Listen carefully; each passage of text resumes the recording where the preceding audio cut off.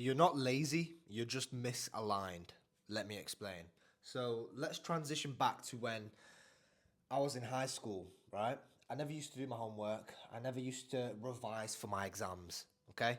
And my mum, every time she's seen me just relaxing, have my feet up, I'm playing PlayStation, she'd always be like, oh, stop being lazy, go do your homework, right? And it became like a constant thing, like that my mum always called me lazy, criticized me for not doing my homework and shit, right? Basic shit. Anyways, as I progressed, subconsciously, I started to believe that about myself, and then my actions would reflect that. But the thing is, as soon as GCSEs were quite close, uh, like they were about a month and a half away, right? I flip switched inside me. I realized, oh fuck, I need to get into a good college, a good sixth form, right? So what happened in terms of my behavior? It completely did a 180. I was doing so much extra work before and after school. I was waking up at 5 a.m. To get the revision in, and I ended up getting really good results, right? And then sixth form came, and in sixth form you have 2 years, first year and second year. First year you just do mock exams for A levels, and then second year you do your actual A levels. And so first year the same cycle repeated. I basically started slacking off. I started going out with friends a lot, smoking a bunch of weed, wasting time, watching a bunch of Netflix and shit, right? And that lazy archetype, I was living that to the full extent. But then, once I'd reached a certain point, right, and I realized, fuck, I am not going to be able to get into a Russell Group university. I am not going to be able to get into a top university if I carry on like this, right? So from that point, I had a goal again, right? And when I had that cemented goal in my head, I became a different person. I was no longer that lazy person. I was driven, I was focused. All my vices that I had, smoking weed, doing other kinds of drugs and stuff, right? MDMA, all that shit, they all fell to the side. I no longer did them anymore because I had something bigger that I was working towards, right? So I came to the realization, right, that laziness itself is not a personality trait. And I know a lot of people say, oh, this guy's lazy, and Andrew Tate always calls people like lazy for not doing certain things. But laziness, in my opinion, is not a personality trait, it's a symptom, right? What is it a symptom of? Because if we look at my story, I was lazy and then I had something to work towards. I can't be both lazy and not lazy at the same time. Both cannot be true, right? What was the thing that actually changed in those circumstances? Why was I lazy at one time and why was I not lazy at another time? The reason was because I had something bigger I was working on, right? Something bigger I was trying to achieve. Yeah? And it just so happened at that time it was grades. I really wanted to get good grades at GCSEs. I really, really wanted to get good grades at sixth form, right? But that only happened once I gained clarity over what I wanted. And at that time, I didn't come up with those goals myself. They're the goals that kind of society pushes on you because when you're that age, you have to go to college, you have to go to high school, right? And then the pressure of that, oh, fuck, I need to get good grades. It wasn't my own choosing, although it still did get me back into gear and it did make me driven, right? So it made me realize you need to have a North Star. You need to have a big goal in your life, for your season of life that you're in right now, you need something to work towards. Because without that, you're constantly going to get distracted. You're going to constantly fall back into vice and you're going to constantly make no progress, right? And the thing is, when our parents and like peers or whatever, teachers, they'd call us lazy. I don't know about teachers, but my mum always used to call me lazy, right?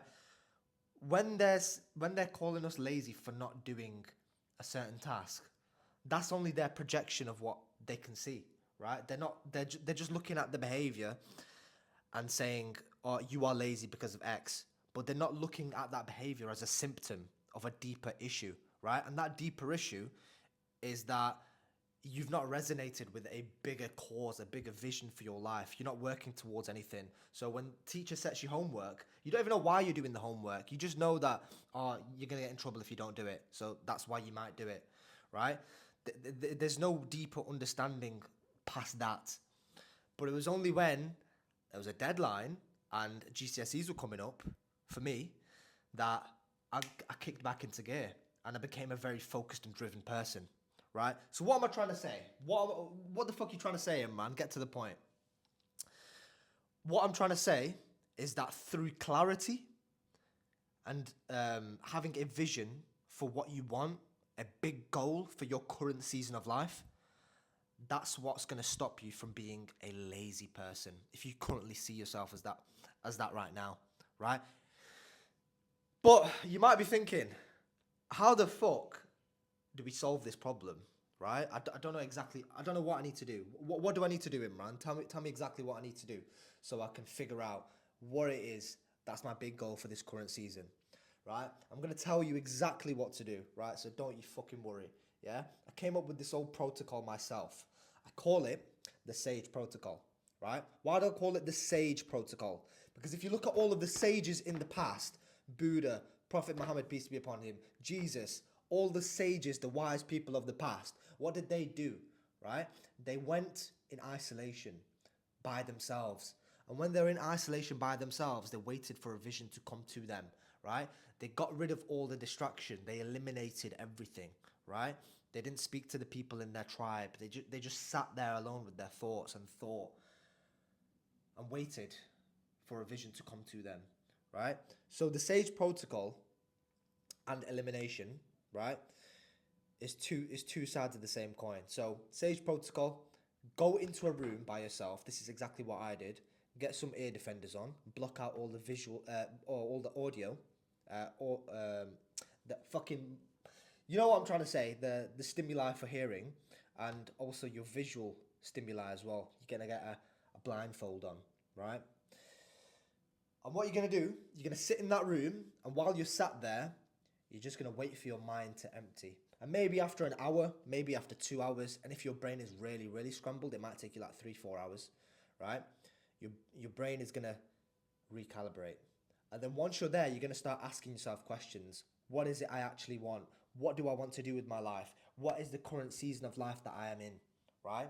And once you've answered these questions for yourself, you're gonna have a lot more clarity, right? And you're gonna know what exactly you want to do with your life, right? And then for that season, you're gonna have a big goal that you can work towards, right?